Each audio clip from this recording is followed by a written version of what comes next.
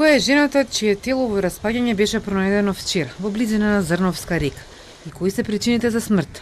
Истражните органи чекаат одговори од Институтот за судска медицина, каде од вчера по наредба на обвинителството е телото за идентификација и обдукција.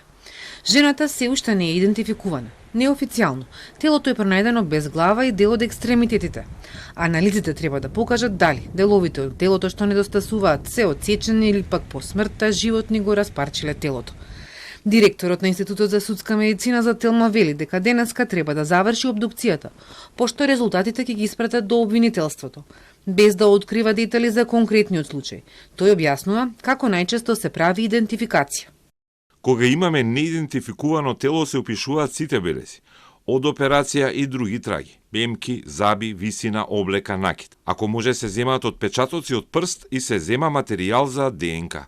Потоа се споредуваат овие податоци со податоците за другите исчезнати лица кои ги дале пријавителите и доколку има совпаѓање се прави ДНК споредбена анализа.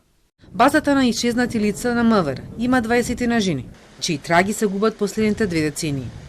Жителите на Зрновци вчера изјавија дека во нивното село нема пријавено исчезнат човек и првпат се случува ваков настан. Вчера, долж коритото на Зрновска река, полицајци и пожарникари го пребаруваа теренот.